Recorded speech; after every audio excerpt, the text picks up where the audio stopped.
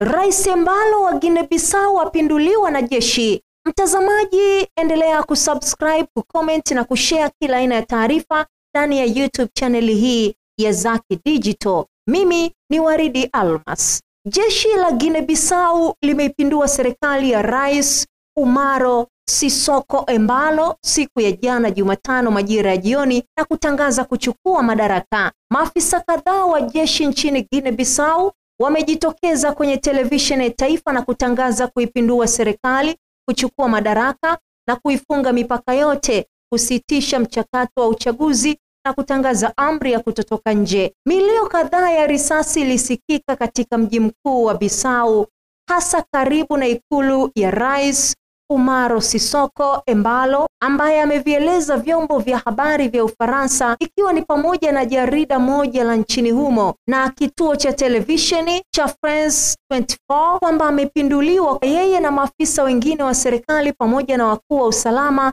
wamekamatwa na kutiwa mbaroni. Vyanzo kadhaa vimeripoti kuwa mpinzani mkuu wa Rais Sissoco Embalo aliyepinduliwa, Bwana Fernando Dias, ni mgombea aliyeshindwa katika uchaguzi uliopita wa rais mwaka 2019 na waziri mkuu wa zamani nao pia wamewekwa kizuizini. Mapinduzi hayo yanajiri siku tatu baada ya uchaguzi mkuu na siku moja tu kabla ya tume ya uchaguzi kutangaza matokeo ya awali ya uchaguzi wa rais uliokuwa na mchuano mkali kati ya rais wa sasa Umaro Sissoco Embalo na mpinzani wake Fernando Dias, ambao wote wanadai kushinda katika duru ya kwanza. Msemaji wa jeshi alieleza katika taarifa yake kwamba kikosi kikuu cha jeshi kinachohusika na kurejesha utulivu wa kitaifa na umma kinaamua kumuondoa mara moja madarakani rais wa jamhuri ya nchi hiyo na kusitisha taasisi zote za Jamhuri ya Guinea Bissau hadi kutakapotolewa amri mpya. Bila kutoa maelezo zaidi, msemaji huyo wa jeshi ameeleza kuwa wamechukua hatua hiyo kufuatia taarifa walizonazo kwamba kulikuwepo na mpango uliokuwa ukilenga kuyumbisha usalama wa nchi kwa kujaribu kubadili matokeo ya uchaguzi, na kwamba mpango huo ulianzishwa na baadhi ya wanasiasa wa Guinea Bissau wakishirikiana na mlanguzi maarufu wa dawa za kulevya pamoja na rais wa taifa hilo na wale wa kigeni. Haikubainika mara moja ikiwa maafisa hao waliofanya mapinduzi wanaungwa mkono na vikosi vyote vya jeshi la Guinea Bissau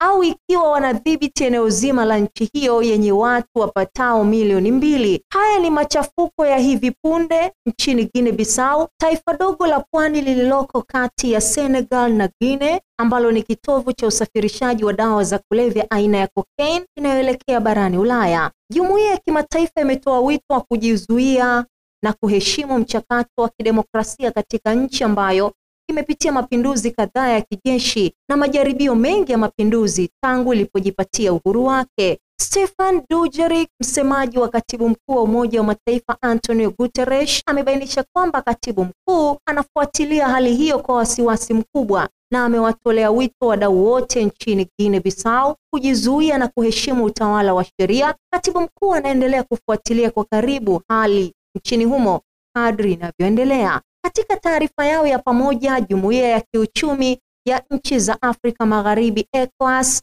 na Umoja wa Afrika wameelezea pia wasiwasi wao kwa hali inayoendelea nchini humo pamoja na taarifa za kukamatwa kwa maafisa wa tume ya uchaguzi. Kwa upande mwingine, nchi ya Ureno, mkoloni wa zamani wa Guinea Bissau, ametoa wito wa kurejesha shughuli zote za taasisi za serikali, kuendelea kwa zoezi la kuhesabu kura na baadaye kutangazwa kwa matokeo ya uchaguzi, akisema kwamba wale wote wanaohusika katika mchakato wa hayo wanapaswa kujiepusha na vitendo vyovyote vya vurugu, ikisema kuwa wale wote wanaohusika katika machafuko hayo wanapaswa kujiepusha na vitendo vyovyote vya vurugu za kitaasisi au za kiraia. Historia ya Guinea Bissau inajumuisha matukio ya mapinduzi yasiyopungua takriban 9 na majaribio kadhaa ya mapinduzi tangu ilipopata uhuru kutoka kwa Ureno. Embalo aliyechukua madaraka mwaka 2000 alikuwa akijaribu kuwa rais wa kwanza katika kipindi cha miongo mitatu kushinda muhula wa pili akiwa madarakani. Embalo amekuwa akisema kwamba amenusurika na majaribio takriban 3 ya mapinduzi wakati wa utawala wake, jambo linalopingwa vikali na wakosoaji wake wanaomtuhumu kuwa alikuwa akizusha migogoro ili kupata kisingizio cha kuwakandamiza wapinzani wake.